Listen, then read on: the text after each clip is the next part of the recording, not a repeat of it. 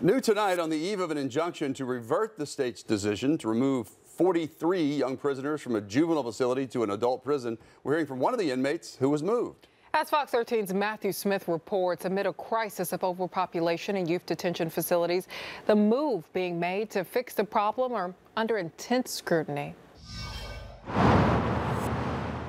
lot of people feel betrayed by Green Hills. For the first time, we're hearing Caya Lenay speak from behind bars. What is all the work we put in for? It was for nothing. At the end of the day, DCYF was supposed to keep us there and house us, rehabilitate us, and shown that juveniles going to prison doesn't rehabilitate them. It's a stark contrast from the smiles we saw just 4 weeks ago.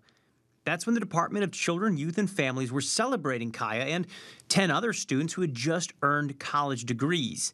But as the population grew behind the walls of Green Hill, the state suddenly sounded an alarm, a crisis in terms of overpopulation within Green Hill. On July 12th, they dropped a bombshell on the counties. They were refusing all new entries. Simply put, the state system was over full.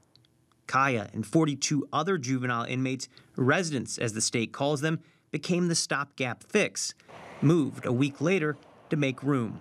Why should this fall on our shoulders because of the solutions that they could figure out? Why should our rehabilitation, our safety, security, and programming, and all that stuff be removed and overlooked just based off of a mistake that they neglected? They neglected to try to find a solution to the overcrowding. While Caya is frustrated, lawyers are beside themselves.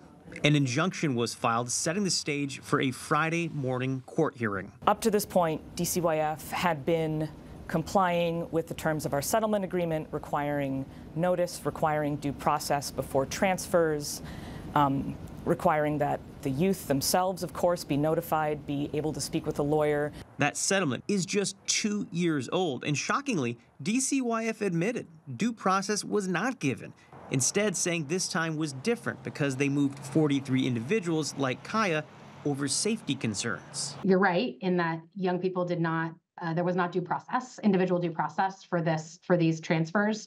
And we noticed the court on Friday afternoon as well that we're in the process of transferring custody and had made the transfer of custody to DOC. Perhaps most confusing, these moves were based on age, not behavior. Now, we know there have been dozens of prison riots in just the past 2 years. Some of those fights captured on camera and shown right here on Fox 13.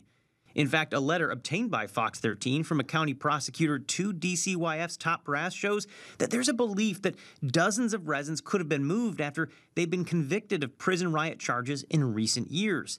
Instead, Caya, the rest of the graduating class, and 32 others were moved. So I was just grabbed and handcuffed and aggressively by DOC staff and escorted out of the building. He says there were no answers about what was taking place. I have not received anything that indicates there was any level of aggression in removing the majority of individuals from that facility. No calls to lawyers. When we assume custody of a person, we don't allow them to make phone calls. There's significant security risks involved. For Caya, the only notice came after in the form of a 5-sentence email telling him, please note this decision was made with your safety and well-being in mind. The law is clear, that the settlement agreement is clear, that the Constitution is clear about the right to due process, and that they flagrantly violated all of those laws. I feel like we all should have that opportunity to have that hearing and present who we are as a person and talk about our rehabilitation, our accomplishments. Now, it is worth noting, lawyers tell Fox 13 that one of the students was moved into solitary confinement or protective custody after being jumped at the adult prison.